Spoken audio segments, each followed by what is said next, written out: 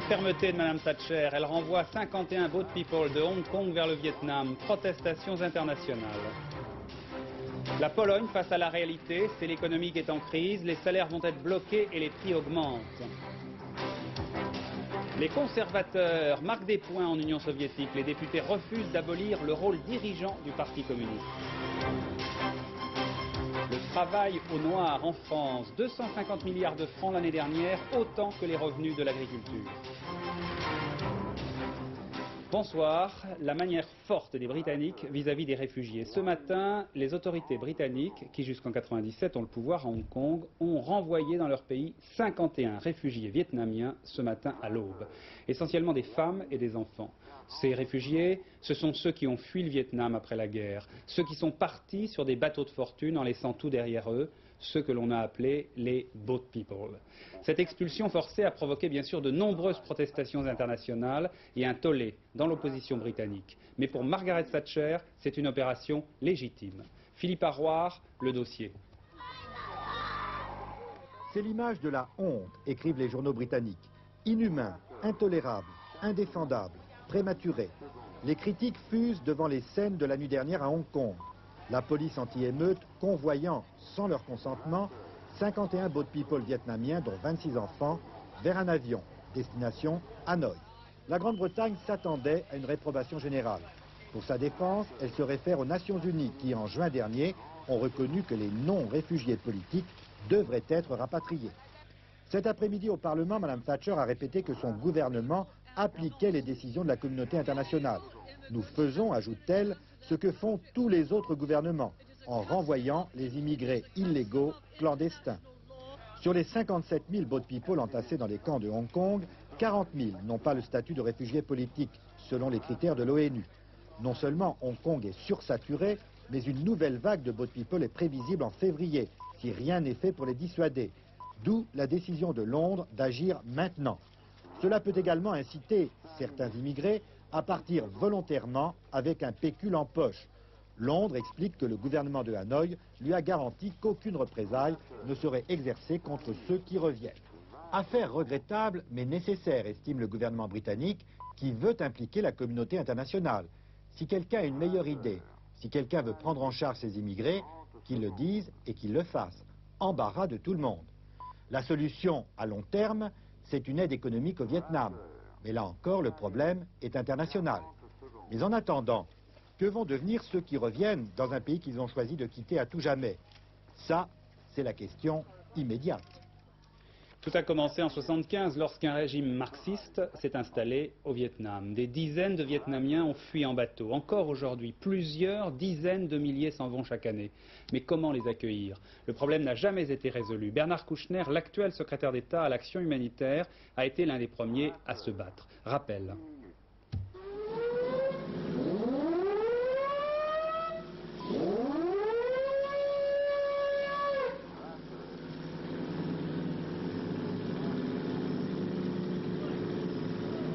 Tous les pays de la zone, d'abord, ont refusé les boat people, et maintenant, voilà que les pays de la zone, avec des complicités, les renvoient chez eux pratiquement de force, ce qui me rend très triste. Alors en somme, maintenant, des bateaux comme l'île de Lumière, c'est complètement exclu. C'est complètement exclu, car il faudrait que l'île de Lumière, maintenant, prenne les gens en mer et les ramène directement en France. On ne peut même plus les déposer dans un des camps de la région, car de ce camp de la région, ils seront renvoyés directement au Vietnam. Donc, les boat people ne doivent plus partir, il faut qu'ils comprennent qu'il faut changer leur pays, et d'ailleurs je crois vraiment que l'ouverture des autorités vietnamiennes est telle, ils le comprennent. J'ai visité les Vietnamiens les boat people qui sont revenus au pays. Je crois que c'est la seule façon de leur faire comprendre qu'il faut changer et l'économie et la politique de ce pays, avec les autorités. De toute façon, il faut traiter humainement ces gens-là. Il faut peut-être attendre un peu, il faut, le Vietnam l'avait promis, ne pas accepter la communauté internationale et ce qui reste de droits de l'homme de l'ancien temps, si j'ose dire, ne peut pas accepter qu'on les renvoie chez eux contre leur gré, c'est pas possible. En Pologne, Lech Walesa réclame les pleins pouvoirs pour le gouvernement actuel, le gouvernement de solidarité. C'est vrai que la Pologne se trouve confrontée à la réalité.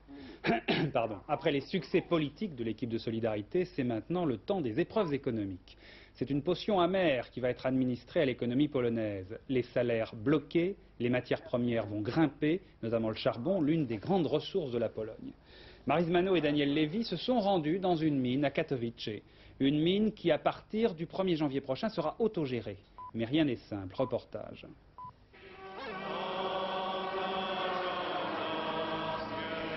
Sainte-Barbe, priez pour nous, chantent les mineurs. Pour la fête de leur patronne, ils ont revêtu le costume d'apparat. Plume noire pour les mineurs de fond, plume blanche pour les chefs d'équipe. Mais leur prière s'adresse aussi au Premier ministre Mazowiecki, celui qui a dit « il faut que les mines soient rentables ». Une menace pour la Haute-Silésie qui n'est qu'une immense mine.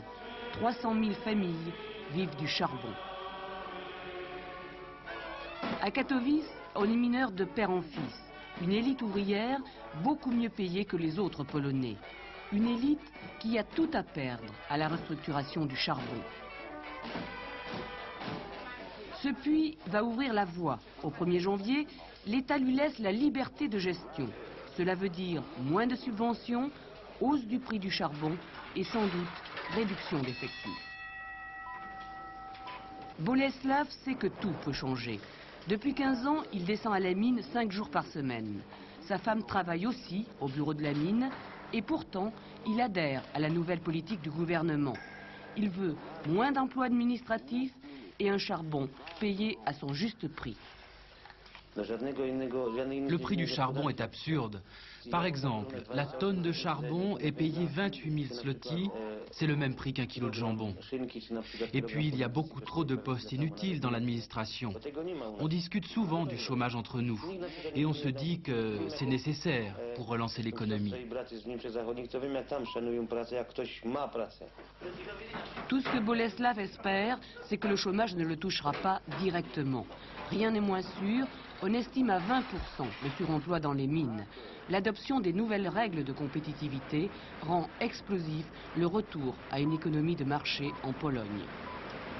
Les conservateurs marquent des points en Union soviétique. C'était cet après-midi, la première journée de travaux du Congrès des députés. Eh bien, la majorité des députés a refusé de débattre sur l'opportunité de réduire le rôle dirigeant du Parti communiste.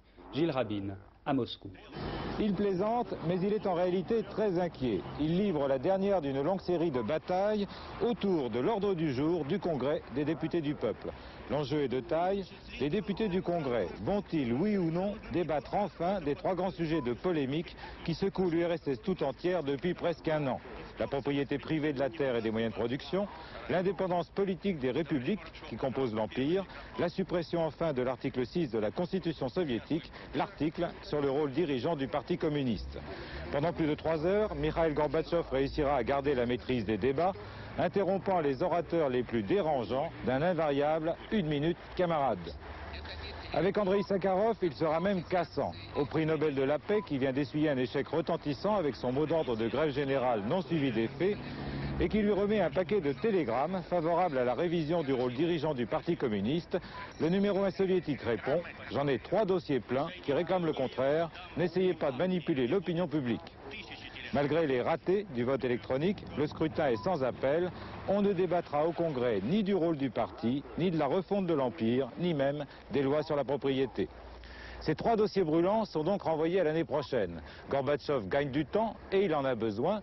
En effet, dans la toute première des élections régionales qui doivent avoir lieu dans chacune des 15 républiques du RSS, les élections de Lettonie, le Front populaire, c'est-à-dire l'opposition, vient de remporter 90% des sièges. Le Parti communiste local n'a même pas réussi à obtenir la totalité des 10% restants. Et comme tout change à l'Est, les Américains ne veulent pas être en reste. C'est pourquoi James Baker, le secrétaire d'État américain, est en visite en Allemagne de l'Est en ce moment. Il s'est entretenu aujourd'hui avec le Premier ministre de RDA, Hans Modrow, à Potsdam. Il est le premier, M. Baker, est le premier chef de la diplomatie américaine à se rendre en RDA depuis la fondation de ce pays il y a 40 ans. Les Américains souhaitent la stabilité du processus de réforme. Ce sont les termes de M. Baker. Le travail au noir en France, à ne pas confondre avec le travail clandestin. Les travailleurs clandestins sont des immigrés qui travaillent illégalement. Le travail au noir, c'est celui que vous faites faire à un plombier, de la main à la main, ou à votre femme de ménage, sans la déclarer.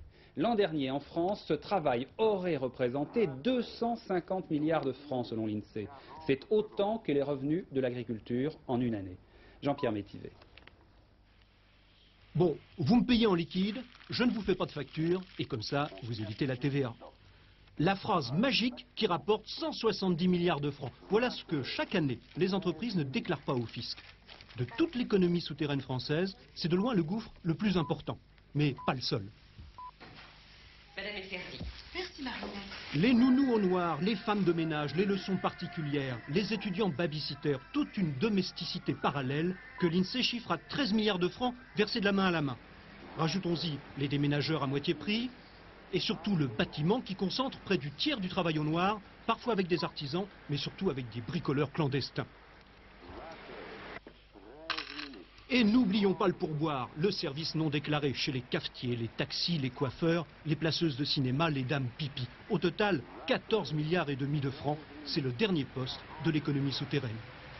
L'économie au noir, c'est quelque chose qui dégage autant de revenus, par exemple, que l'agriculture française. Quand on parle travail au noir, on pense spontanément aux ateliers clandestins. On ne pense pas spontanément à l'étudiant qui garde vos enfants, à la femme de ménage qui non déclarée.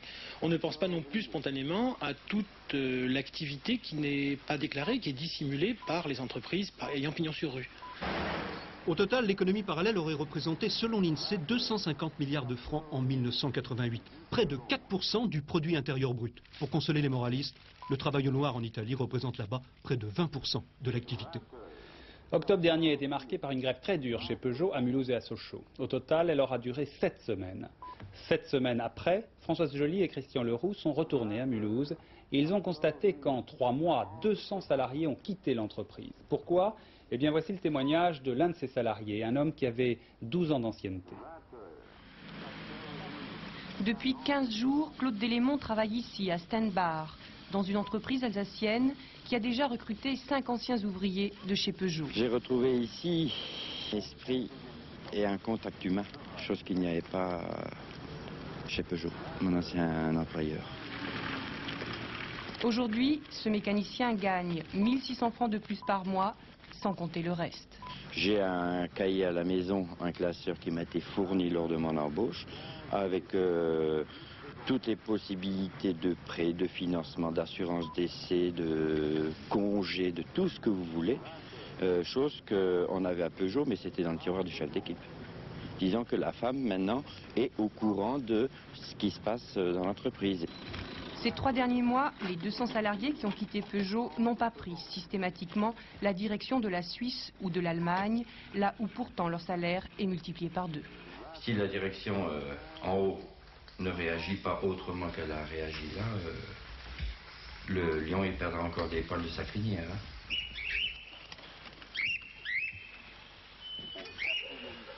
Je reconnais qu'une chose, c'est que chez Peugeot, ils dispensent de très bons cours de perfectionnement qui me servent, malheureusement, chez mon nouvel employeur, puis chez Peugeot. Comme les gens de chez Peugeot ont une excellente réputation de compétences professionnelles, eh bien effectivement, nous subissons une hémorragie. On vient nous prendre des gens qui sont très bien formés. Donc ces départs, selon vous, ne sont pas mettre en rapport avec un climat social dans l'entreprise qui s'est détérioré? Non. Le phénomène est beaucoup plus d'origine économique que d'origine sociale. Mais peut-être signe d'un malaise, la direction de Peugeot Mulhouse ne nous autorisera pas cette fois-ci à pénétrer dans les ateliers, par crainte, dit-elle, de provoquer une nouvelle effervescence. Les syndicats, eux, parlent d'une situation figée. Avec la direction, je vous dis, on n'a pas de relations suffisantes aujourd'hui qui permettent de dire que l'avenir sera beaucoup plus positif en termes relationnels. Bref, 1 mois et demi après la fin de la grève, Peugeot Mulhouse vit encore en état de crise, comme si cette entreprise n'arrivait pas à trouver une issue définitive à cette semaine de conflit. L'affaire Le Pen suite, l'ensemble du monde politique français, en dehors du Front National, approuve la levée de l'immunité parlementaire de Jean-Marie Le Pen, décidée hier au Parlement européen de Strasbourg.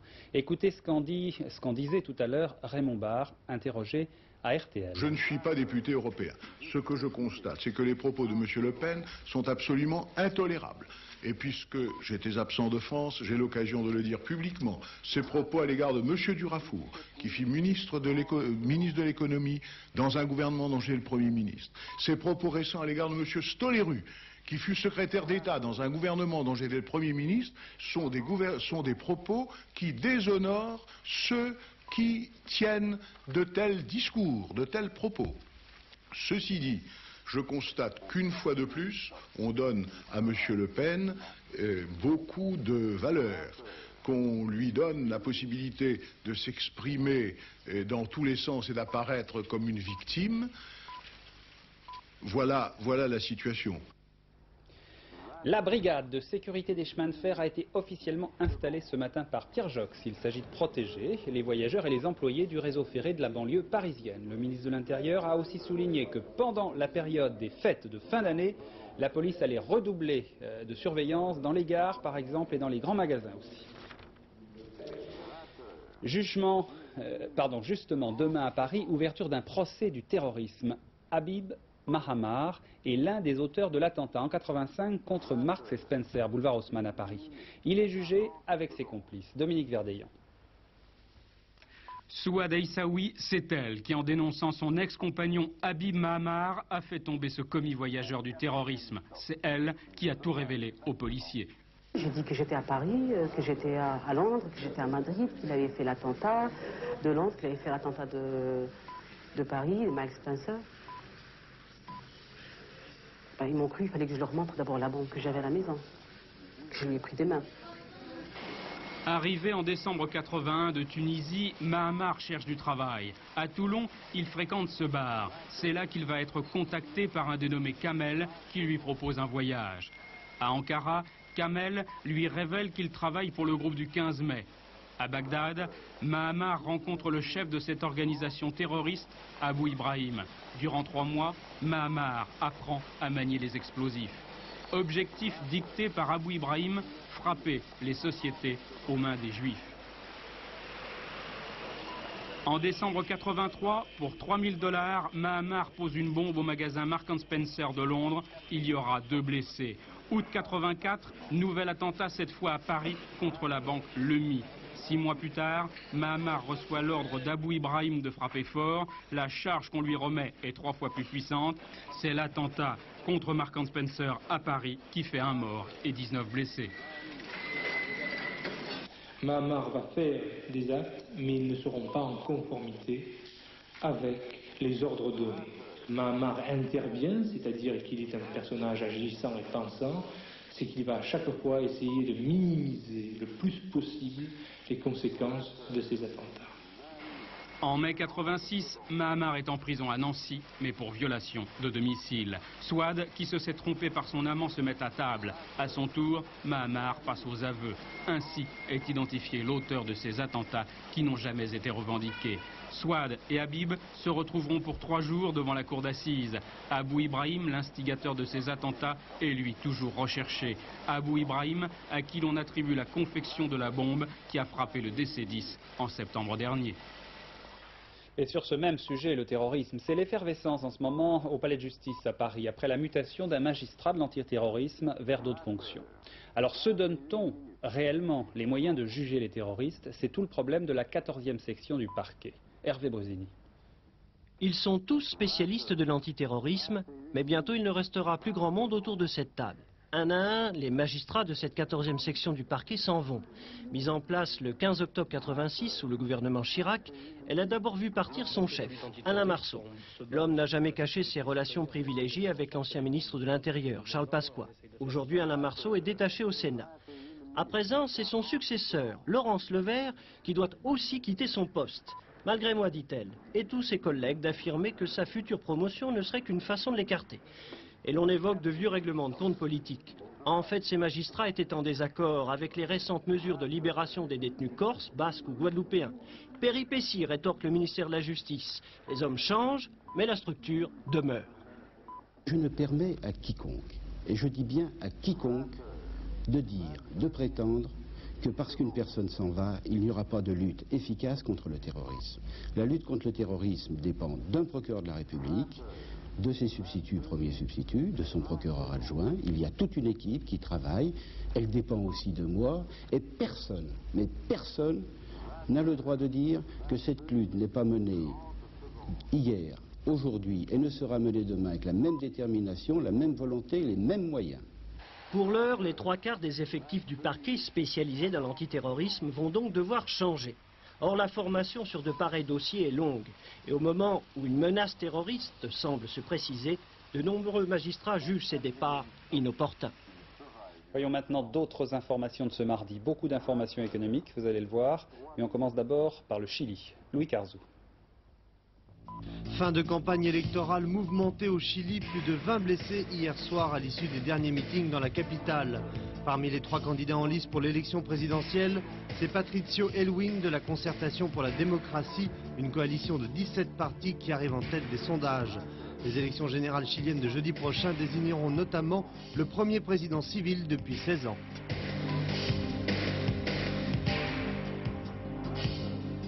Drame à Ucange, près de Thionville, 4 adolescents périssent carbonisés dans une cave de 3 mètres carrés.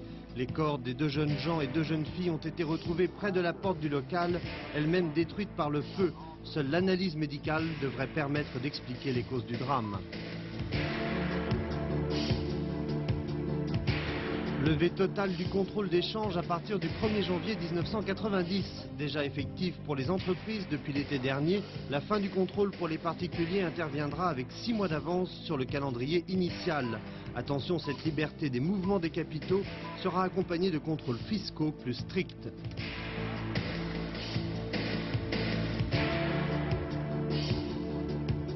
Le dollar à 5 francs 98,10, son plus bas niveau depuis 1 an. Selon les cambistes, c'est la vigueur du Deutsche Mark à 3 francs 41,95 qui a entraîné la baisse de la devise américaine. Une force qui risque de semer le trouble au sein du système monétaire européen.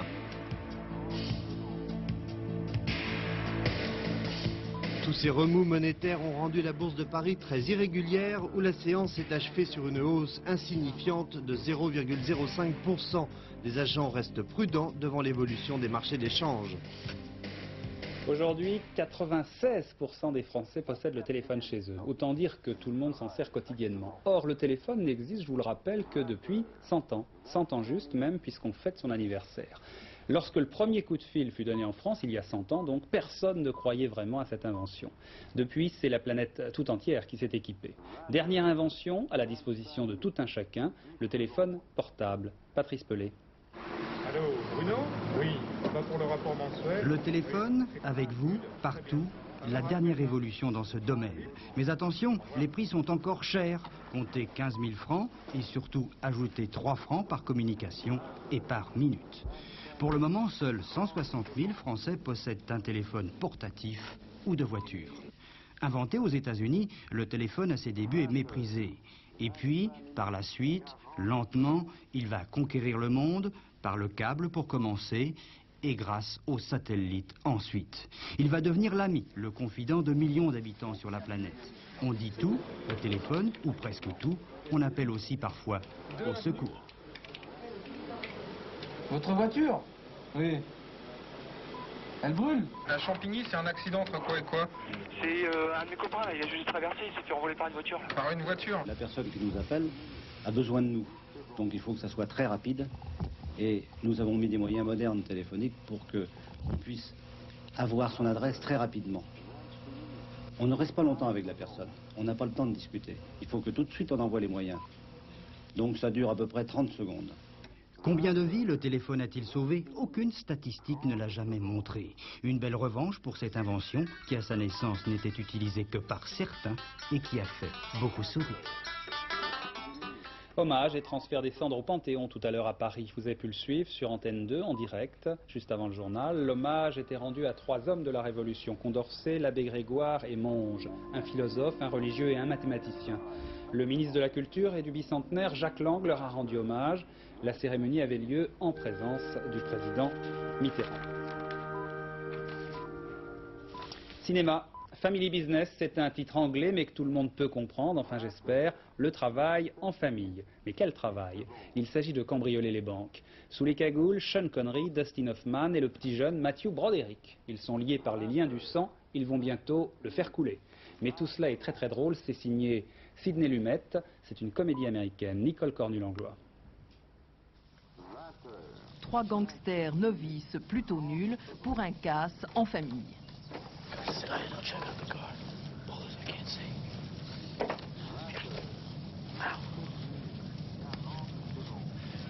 Sean Connery, le grand-père canaille, poète de la cambriole. Dustin Hoffman, le père truand repenti, reconverti dans la boucherie.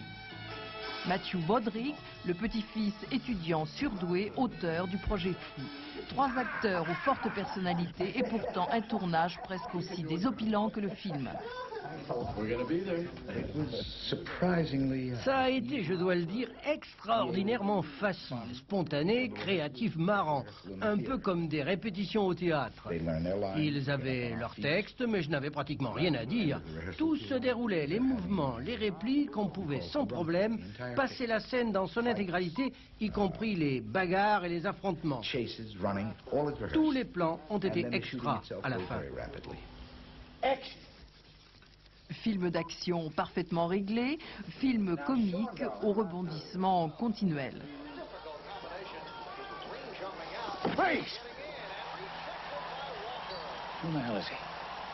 Film attachant sur les conflits entre générations. You've just been running scared for 25 years. I'm scared for him. I'm not a baby. Let me be scared for me. Okay, if they catch you, Adam, they lock you up. Now listen to me. I learned a long time ago it's not safe to be a thief. Lui, Adam, comme la plupart des garçons, il est en rébellion contre ce que son père veut pour lui. Et pourtant ce père, Vito, n'est pas un mauvais père. Fondamentalement, Vito est plutôt quelqu'un qui peut s'exprimer physiquement. S'il est touché, si ses sentiments sont atteints, s'il est en colère. J'avoue que je n'ai pas joué un tel rôle depuis longtemps. Savant dosage de rire et d'émotion.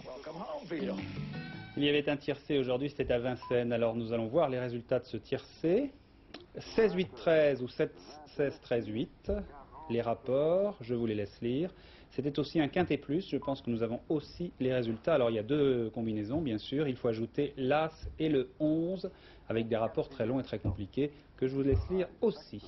La météo, c'est tout de suite avec Laurent Cabrol. Ce soir, Henri Sagnier vous donne rendez-vous pour la dernière édition du journal à 23h30. Bonne soirée, à demain 20h.